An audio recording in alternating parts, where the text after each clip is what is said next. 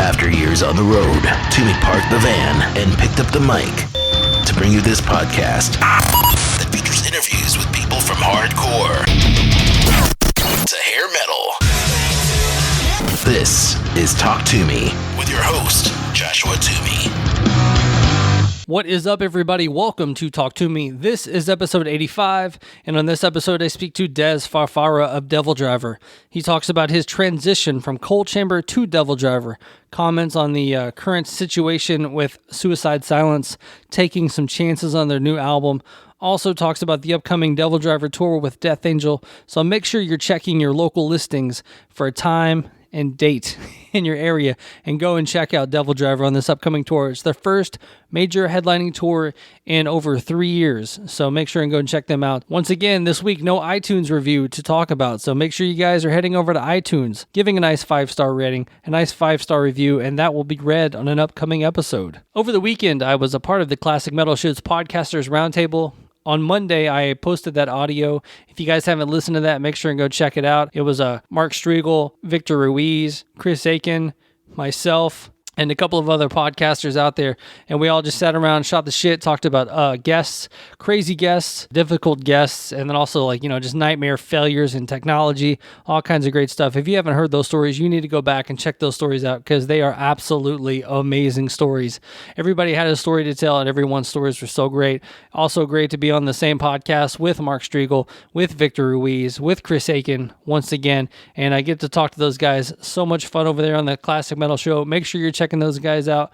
Victor Ruiz of Mars Attacks, checking that one out. Mark Striegel of Talking Metal. The whole Talking Metal platform is great. One-on-one with Mitch LaFon is there. Talking Metal, all kinds of great stuff. So make sure you're just supporting everybody. There's so many great podcasts out there, and it's a great scene to support. So make sure you're checking everybody out, subscribing, checking out all of the great stuff. You can always just go back through their archives, see if they've interviewed one of your favorite bands or played some of your favorite band's music. As always, if you want to leave the show a voicemail, the voicemail number is 502-365-5835. Once again, 502-365-5835. Any kind of requests, comments, questions you have for the show, request a song. I'll play it for you. Just go in there, leave me a nice little message.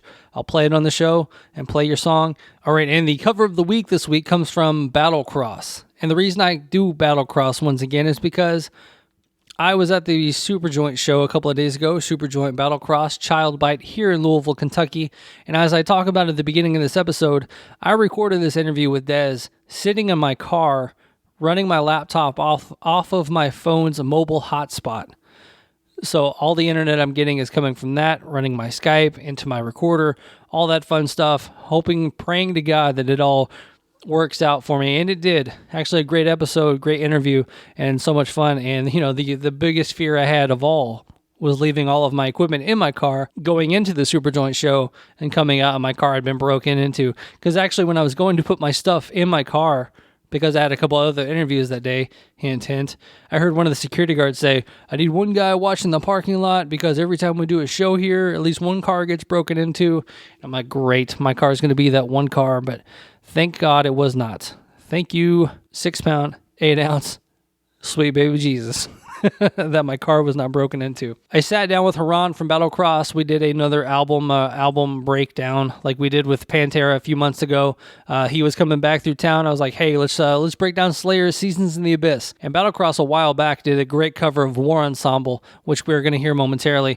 But, they did such a great cover of War Ensemble. We sat down, broke down Seasons in the Abyss, and it was such a great conversation. Got to talk about all kinds of great stuff going on with Battlecross.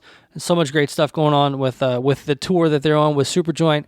And with Superjoint, I got to sit down with Jimmy Bauer, sat down with him for about half an hour, and just truly had a conversation. Not a whole lot of questions being asked, but we talked about trucks and woodworking and Pinterest and Hank Williams Sr. and just so many great topics. So those are the next couple of episodes coming out after this one. But the Talk Toomey cover of the week, brought to you by Puck Hockey, and that's PUCKHCKY. Head over to the website, peruse it, check out all the great stuff over there. They've got great new 36 Crazy Fist stuff, Head PE, Doyle, Tom Hazart, David Ellefson. So many great bands, so many great hockey players, flannels, hoodies, beanies, hats, anything that you need to get yourself going is going to be over there at puckhockey.com.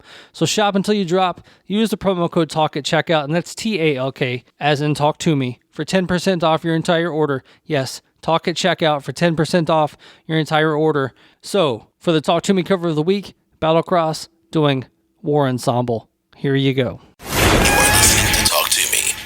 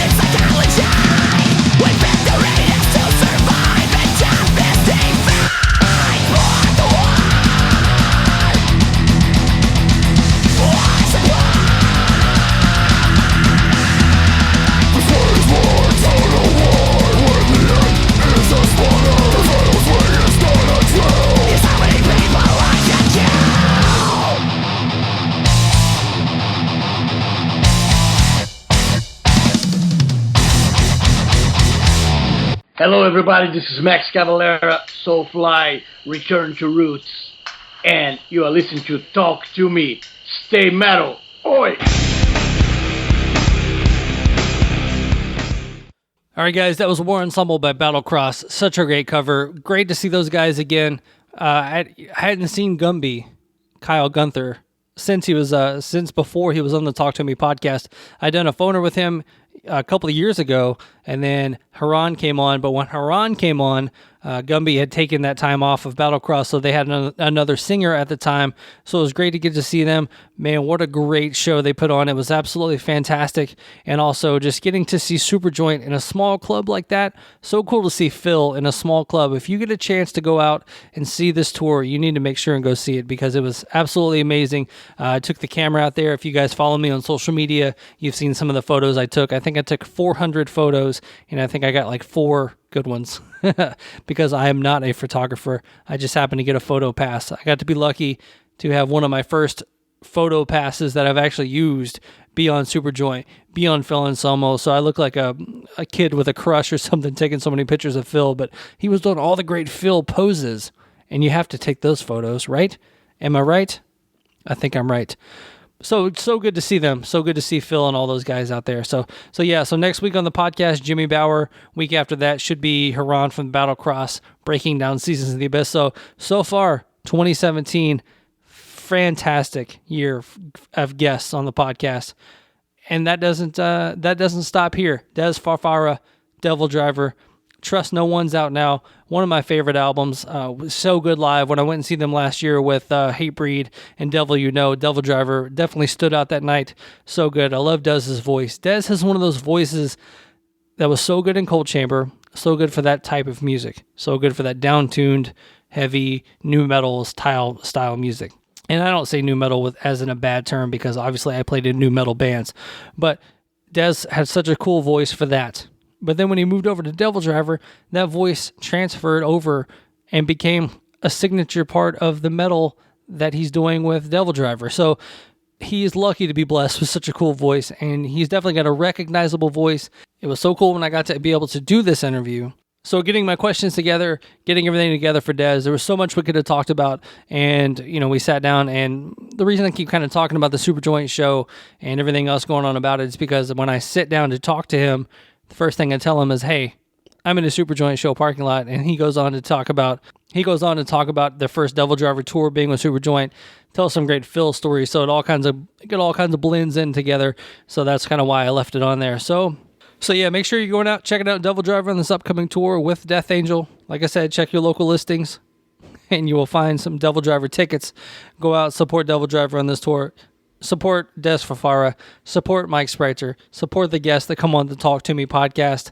So without any more of my ramblings, let's listen to some DevilDriver, and then let's talk to Dez. You're listening to Talk Toomey.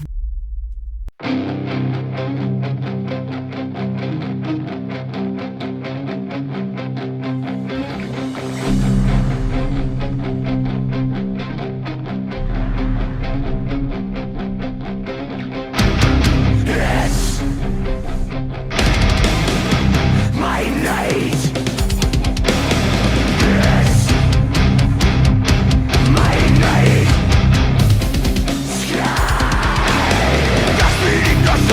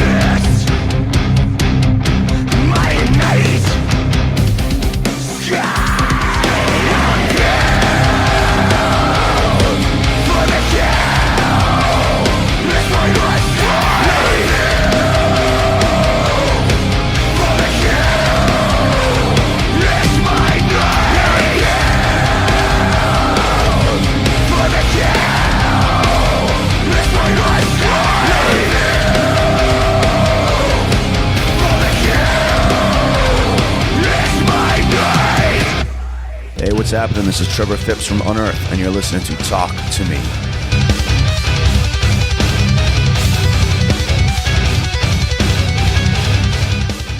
Nice to talk to you, Dez. Man, thanks for having me on. Appreciate it. Cool. Well, let's go ahead and get into it, man. I am currently, this is where I'm doing this interview from. I'm sitting in the parking lot of a Superjoint show in Louisville, Kentucky. I'm running my laptop off my phone, so let's see what we do here. Oh man. Well, if you get to see Philip, tell him I said I love him. That's like my brother. I will. Yeah, he just sent me an email 2 nights ago. Superjoint Ritual was DevilDriver's first tour ever. Oh wow.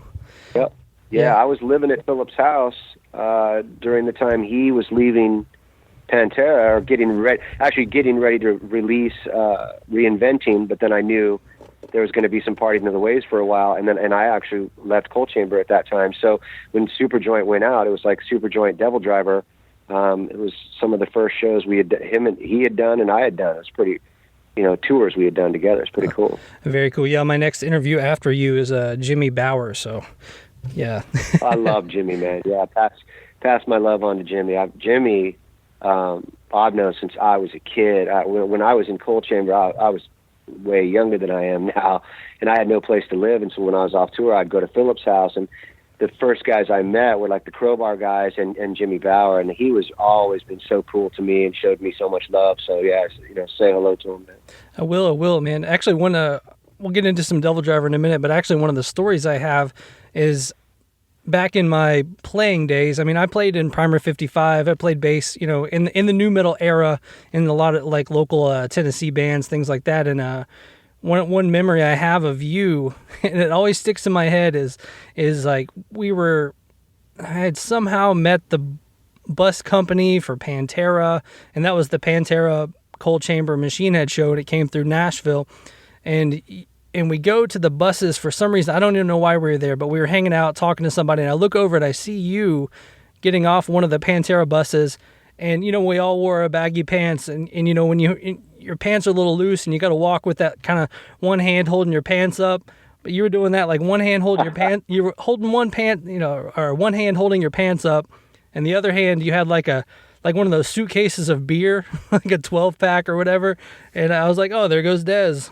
Do you remember much of that of those days, of those Pantera days? Yeah. I mean, crazy, man. I mean, yeah, Primer 55, if you were in Primer, I mean, we definitely played shows together at the time. I mean, there's just a long history there that goes back way, way back. I mean, I had met Philip while Cold Chamber was still She's in Pain. We weren't even called Cold Chamber yet. We were far from having a record deal and just beginning to start to sell out like the Roxy and the Whiskey in Hollywood. And I had stopped Philip out on Melrose on the street. He was walking with a girl. He must have been, off tour or had a day off somewhere or whatever. And I was like, oh, that's Anselmo. And I walked over to him and I said, one day I'm going to play with you, man. I really dig your band and, blah, blah, blah. I said, one day I'm going to play with you. And probably about a year later, man, we got the Pantera tour, and I'm sitting up on the bus, and I think it's the first day, and I hear a knock, and I'm like, oh, okay, somebody's bringing ice up or something, ice down the coolers or whatever, and I opened the door, and it was Philip, and he was like, hey, man, aren't you that dude who stopped me, a year ago? Blah, blah. I'm like, yeah. He's like, man, I like the band. You guys are touring with us? I was like, yeah. He's like, get all your shit. And I was like, what? He's like, get your shit. And I was like what? He's like your suitcase, like everything. I was like, for what? He's like, you're living on my bus. I was like, okay. And then that's how we became friends, is living up there with him and Kat and everybody, and that's how we became pals there. And we've had, obviously I've known for, over 25 years. Awesome, man. That's so cool.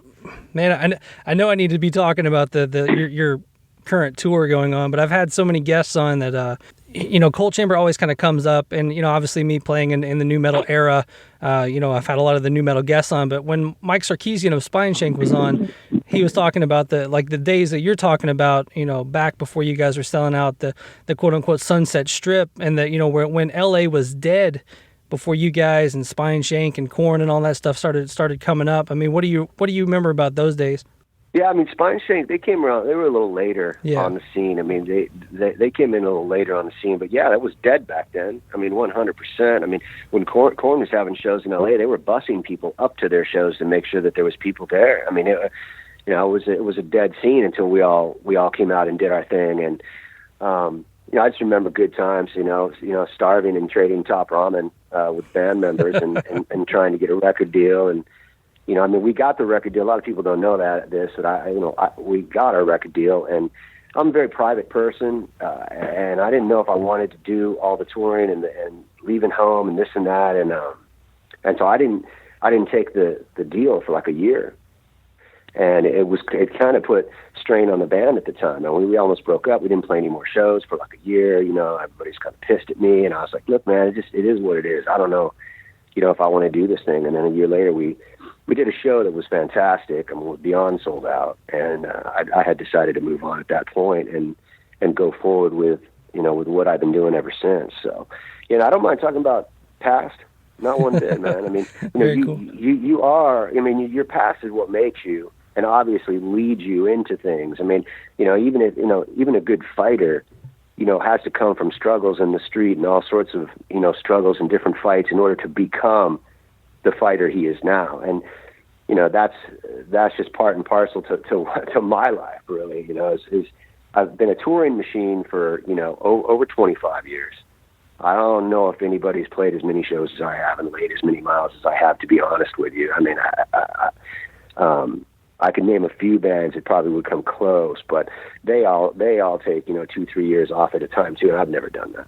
I just couldn't. I've been home a couple months now, and I'm going insane. Like, I hear you're at a show right now. You're at a show right now, and I automatically get that feeling inside of me, like, fuck, I wish I was too. Absolutely, So, and that's the one. If you love what you do, man, you don't work a day in your life. So there you go. Yeah, when was the last time you worked a day in your life? Fuck, are you kidding me? I work my ass off. Well, if you do what you love. I come from a construction background, bro. I know what it's like to get up at 4 a.m. My stepfather's a contractor. You know what I mean?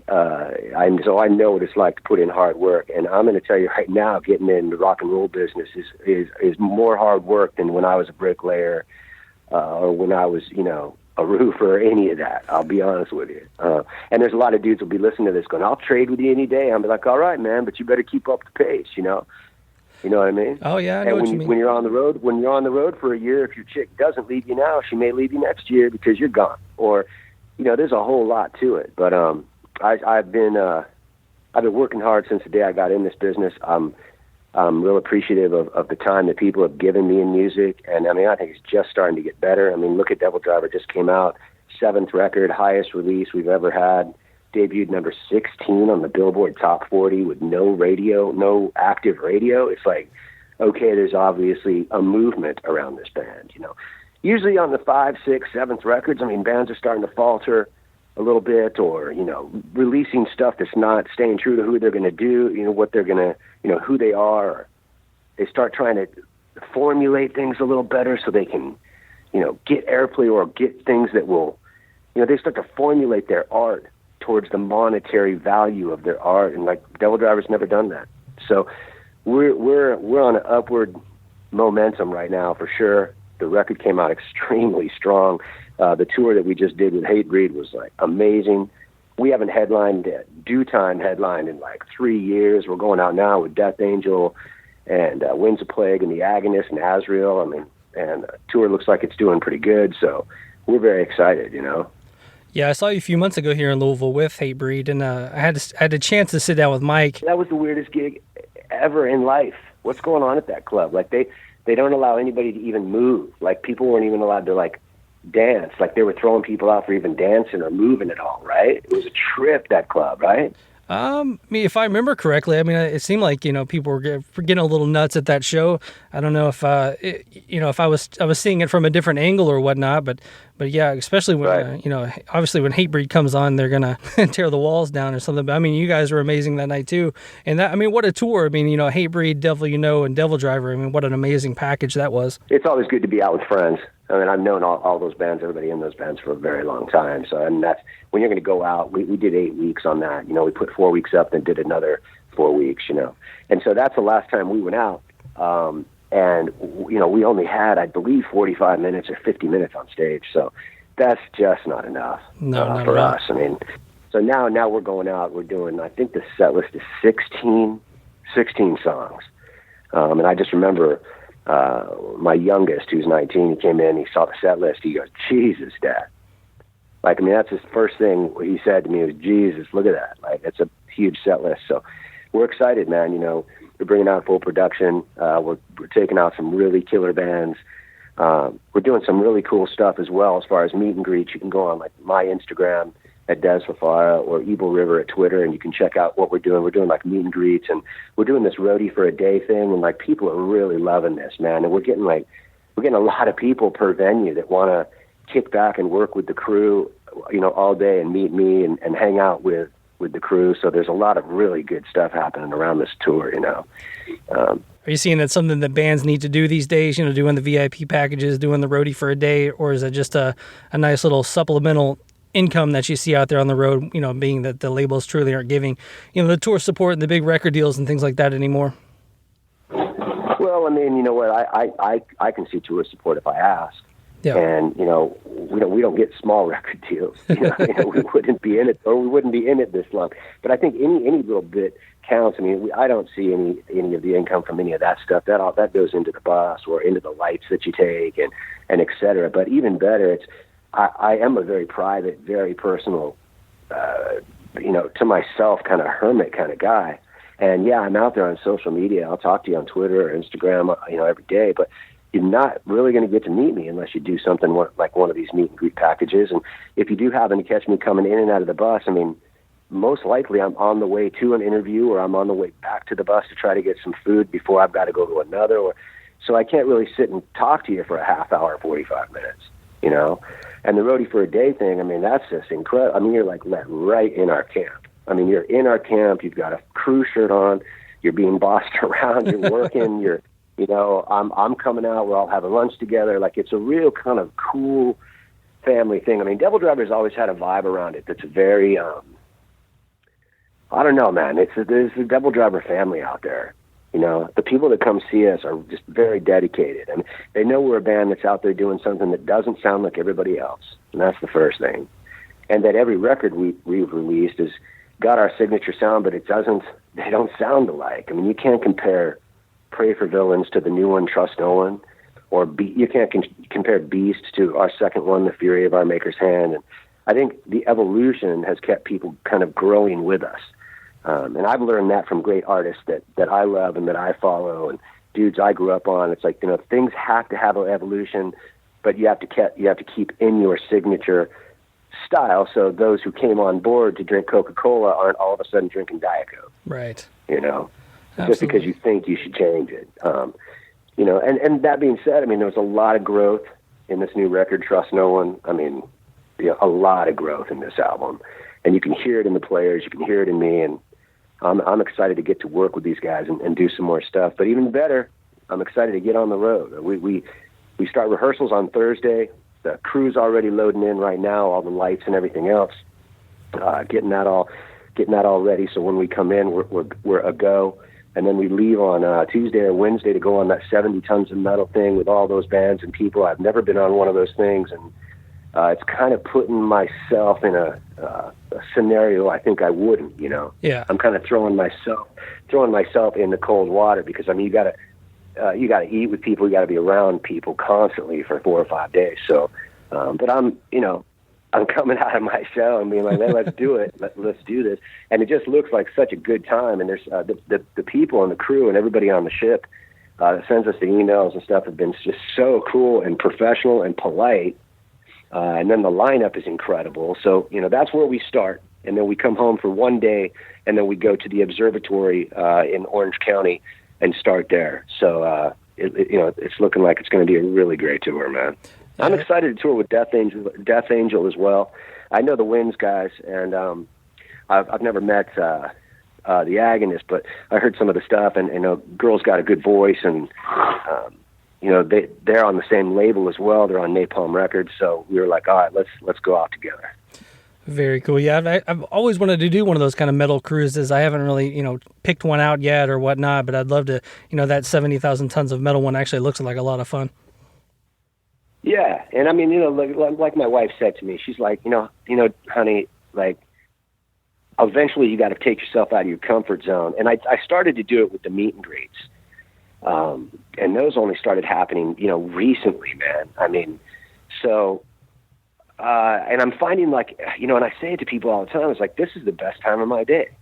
Cause like, I'm actually sitting there talking to people who are interested in the music and interested in what we all do. And, I'm not running to the bus. I don't have anything else to do. I mean, I'm just kicking back down, having conversation, and it's a very like cool thing for me, and, and that being said, it's like, then you move into the roadie for a day, I think that's going to be a blast. I mean, my crew are basically pirates, man. I mean, to keep up with them, they're up at 10:30 in the morning and they go to bed at 3 a.m. I mean, and it's every day, rain, snow, sleet, and I made them patches, for their jackets and stuff that say 10 minute in, 7 minute out, because they're ridiculous.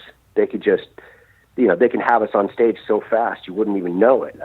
It's unbelievable. So I'm interested to see people work with those guys and girl. I got a girl merch girl. So, and work with her and see all this, play itself out. It's going to be fun. Very cool. Hey, I wanted to ask you another question about the kind of the transformation from, or the going from Cold Chamber to DevilDriver, and something I've always wanted to know, because obviously going back to my past, I was kind of in that scene, and I also, later on played in heavier bands too. But I mean, did you see something personally that was changing in music? Did you kind of see the new metal stuff kind of dying out, that kind of second wave of new metal kind of killing everything, and you were wanting to do something heavier? I wasn't even thinking that. I mean, dude, Cold Chamber was heavy as fuck. Yeah. So I don't know what you're talking about. I mean, have you heard the first Cold Chamber record? It's tuned down to fucking, God knows what. I mean, we toured with Pantera and Black Sabbath. I mean, this shit was heavy. Yeah. The reason I left Cold Chamber was far from like, oh, okay, I see the scene dying, I better make a fucking move now. It's like, no, it was far from that. It was like, I can't be around these cats no more. Their lifestyle and the way they treat me and everybody else, and the way it was going down, it's like, fuck this, I mean, the way I left was like, right after a tour, I got in a cab and fucking swiped my card at 33,000 feet and said, I'm done. I left a tour. I said, fuck this, I'm done. This is not how it's supposed to be. So, it was far from like, the music's taking a dive. And I mean, if you really look at it, man, it's like, there was probably a few years when people bagged on every band that came out of that scene. But if you look at the biggest bands on the planet right now, they're the same. System of a Down, Korn, Deftones, Disturbed. Like, can I just go down the line? From that same era. So was music changing? Like, no, hell no, it wasn't. Here's what happened to me. Okay. I've always been turned on to aggressive music, and I've always been turned on to like different aggressive music. I mean, even right now, you and I can have a whole separate show on bands I found in the last 2 weeks that no one's ever heard of. Like, so my mind is constantly, and I'm a lot like Philip when it comes to that. I'm constantly listening and diving in. And, I come from a punk rock psychobilly background. I obviously Cold Chamber had, way heavy elements, but I was like listening to a lot more like raw, different, heavier stuff. I mean, even like Superjoint demos with Philip were like tripping me, like, what the fuck is going on here? And go down the line to, when it wasn't cool to even listen to black metal. I mean, like, I was insane about that scene for a while. And so for me, it was like, I want to get out and do something that's a lot more brutal. And it has a lot more up-tempo and groove to it as well. Cold Chamber had a lot of chug to it. And you can only push the players so much to what they can write, And so, yeah, no, it wasn't the music. It was more like, this thing's falling apart, and I got a family and kids, and I got a career. It's like, I'm not going to fall apart with it. And you don't do that. If the ship is sinking, everybody's looking for a fucking life raft, everybody. And just so happened, and a lot of people don't know this, but when I was doing Coal Chamber's last record, Dark Days, I was leaving those sessions and driving like 2.5 hours up into the mountains of Santa Barbara and recording DevilDriver at that time, making the demos for DevilDriver at that time to hand it over to Roadrunner to get the first record deal, which we did. So just an interesting time. Then what was real cool was like to see, you know, because I mean, it's kind of slowing down right now, but over the last like 10, 13 years, it's like every band that came out was heavy as fuck. And you didn't really have that back in the day, you know what I'm saying? Mm-hmm. But like everything that comes out right now is just like balls. So I think it's going to be the people who are going to make it out of the scene completely. I mean, the whole heavy thing. The people who are going to make it out are going to be the bands that are diverse, that are heavy but doing their own thing. You know, like a DevilDriver. And I think that's why we've got longevity, is because we do our own thing. So it's an interesting time right now in music, man, and I'm stoked to be part of it, you know. Yeah, it truly is. And 2017, in all honesty, looks like going to be a huge year for metal. I was looking at the upcoming festival dates you guys have. 70,000 Tons of Metal, that's one thing. But I mean, Chicago Open Air, where you're playing the same day as like Ozzy, Slayer, and Stone Sour, and Lamb of God. I mean, that day alone could be a gigantic tour. Yeah, I mean, our lineup is incredible for this whole year, really. Mm-hmm. All the festivals we're playing are just stellar. I mean, we're going over to play Download in the UK. There's going to be like 120,000 people probably there. And then the next day we go over to Paris and we play Download Paris, and that's going to be easy, probably 100,000 people. So we've just really booked some stellar stuff. We've got a new agent that I'm working with right now, a guy named Dan Rosenblum, and he's just fucking killing for us. And yeah, I'm excited about that Chicago Open Air for sure, man. I mean, that's like the line. I could imagine that thing going around the country with all those bands. That would be the most incredible thing ever. And so we've been doing a few of those, man, or not all of them, but most of them, of those like USA fests and stuff. We started really hitting them last year, and we're going to continue that. When all those are going down, usually a lot of bands are overseas as well. We have too. So we're trying to play the game of, okay, when do we need to be in the States? When do we need to be overseas? And really kind of map out and mark down the calendar, Absolutely, Dez. And I hope you didn't take any offense to the question I had a minute ago. But yeah, I mean, about what? The whole new metal into the more traditional metal question there, because obviously I wasn't. Dude, not even, dude. Fuck no, man. And I got a thick skin. Here's the thing, man. Like, you got to remember, it's like I mean, I am in love with what Coal Chamber did, mm-hmm. And questions about your past should always be answered. It's the artists that are like, oh, I don't want to talk about that. That's what I did in the past. Let's talk about my new record. It's like, dude, come on. You know what I mean? Yeah, absolutely. Inquiring minds want to know. You had a valid question, like what made you want to jump, and it was a really valid question. Because I did see singers jumping ship that were jumping ship into more. How do you say it? Like watered down kind of poppy stuff in order to fucking get past the time of when there was heavy bands and like no one was getting any airplay if you were heavy. Yeah. You know what I mean?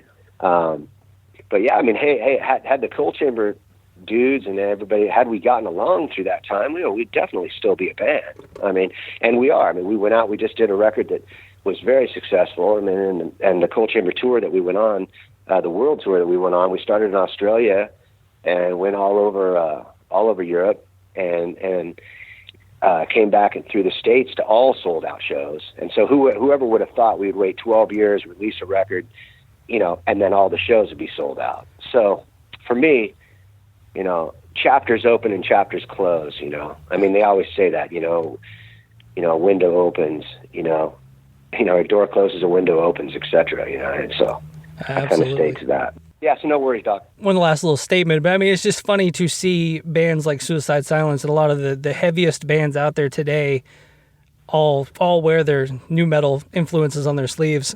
So of that era, now we're getting the kids that were listening to, your band, my band, whatever band that was out at the time, they're coming back around, and it's actually became an insanely heavy scene. So it's a very cool time to be in music. Dude, I think, you know what, man, look, I think it's sick, and I love all music. I mean, I really do. I mean, I you know, it's not even just metal. I mean, I listen to old punk rock, Black Flag, Germs, Circle Jerks, you know, Dead Kennedys, like, you know, I can go on forever. I listen to tons of metal, and old metal from, you know, from Ozzy to like the first Danzig record to old Metallica to all the new stuff that's coming up right now, to like a ton of blues, you know what I mean? If I'm kicking back, you know, in the middle of the day, I'm listening to fucking crazy tiki music like Kava Kon and like, you know, shit. I just fucking am like a music fan, and like I never understood, you know, like to go to the Suicide Silence thing, like they're taking so much fucking heat over expanding their art. Yeah. That it's like, let's step back and take a look at this for a minute. I've constantly bought this painter's paintings because he uses red and black. I've bought like at least 5 of these paintings with red and black. The reason I love this painter is because he uses only red and black. And now I show up to a show and he's put a little bit of orange and yellow, barely any in his painting. And I'm going to be like, fuck this guy. I no longer like his art. Or am I going to be like, shit, he's evolving. Okay, I liked him from the start. I better fucking grab this painting. I'm going to stay with him through his transition. Where is he going to go now? Like, for me, much more important. Look, you have your staple bands, and we all know them, and I could name, you know, a bunch of names of bands that literally have been around forever because they make generally the same record, right? Dude, I couldn't do that. I just couldn't as an artist. It's why I do things like High Desert Moon, where I'm playing like, you know, it's like slide dobro guitar and stuff, and like Native American flute music. It's why I do Born of the Storm with Mark Morton from Lamb of God. You can hear all that stuff on YouTube because I'm constantly working. I'm constantly doing music. I'm constantly doing different music, you know? Absolutely. You know, and I think that's important. So anyways, go back to this. I think evolution is important, and people should follow bands that have evolution in them, that are growing, that are moving forward. I mean, you know, people, like when we put a Hammond B3 on one of our songs on a DevilDriver record, like people were like tripping on us. Like they put a Hammond at the end. What's up with that? That's not metal. I'm like, that's not what? Like, dude, I woke up this morning, I listened to fucking Revenge by Black Flag. I just heard fucking Susie and the Banshees and Bauhaus, and I'm getting and 3 new Metallica songs in my fucking car. It's like I'm not stapled to your life, you know. I do different music, and I think that's the way it should be for people who love music, you know. And so yeah, I think the Suicide Silence guys get a bad rap. I applaud them for fucking hopping out of their fucking comfort zone and trying something different. So you got applause from me. Yeah, and eventually everyone will come back around and talk about how Doris was such a great thing, and they'll be like, I don't even know why I hated it. But yeah, it's definitely, as long as you stay true to yourself, you know, it'll definitely all pan out in the end. Yeah, dude, and don't be afraid to grow as an artist, and you know? I mean, look at the time you come from and I come from. Artists were so different. Everybody had a different look and a different sound. You know what I mean? You couldn't take 15 bands and put them all on the same stage and they'd all sound the same. Right now, I could take 100 bands and put them all on the same stage, but they all sound the fucking same. Absolutely. You know what I mean? And so there's just something to be said for growth and for doing something different. Thank you so much, Dez. Have a great rest of your day, and I will say hi to Phil for you. Yeah, take care, bro. All right, bud. Yeah, thanks. Yeah, man. And say hi to Jimmy for me, and if you run into Philip, send him my love. Will do. You're listening to Talk Toomey.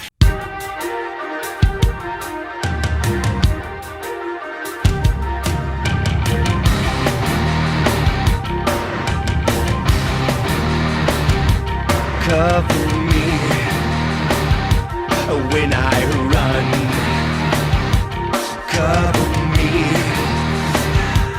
through the fire. Something not the evergreen. Now I'm on my knees. Cover me, darling, please. Hey, monkey. Don't you know you gotta take the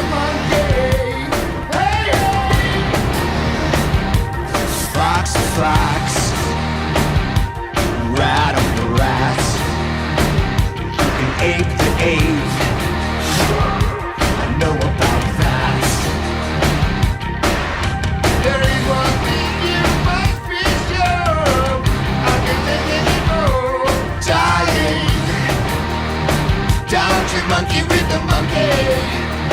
Hey, monkey, monkey, monkey.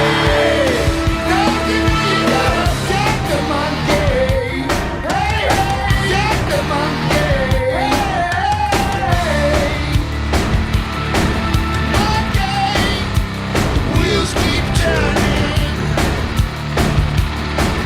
Monkey, something's burning. Monkey, don't like it, but I guess I'm learning.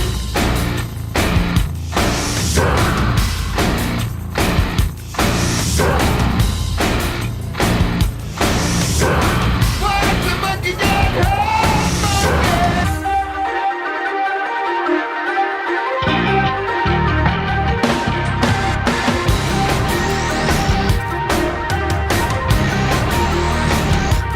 Cover me,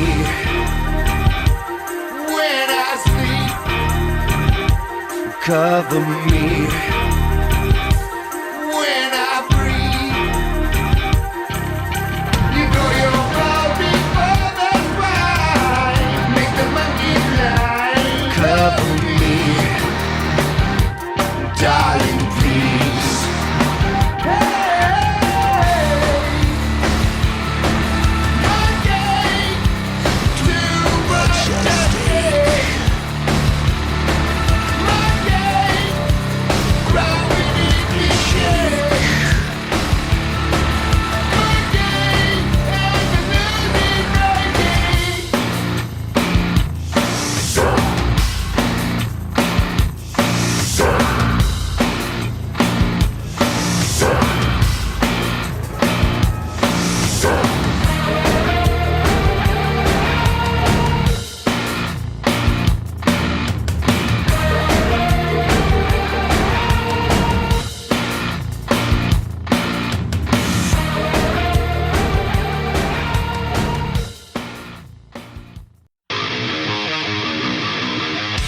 Hey, this is Matt Hasty from Superjoint, and you're listening to Talk Toomey.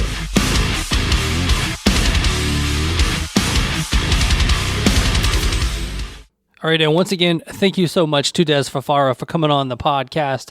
Such a great guest to have on. Hopefully you guys enjoyed that. Make sure you're reaching out to me, Twitter at Talk Toomey Talk, Facebook.com/Talk Toomey Talk, or you can email the show directly at talktoomeytalk@gmail.com.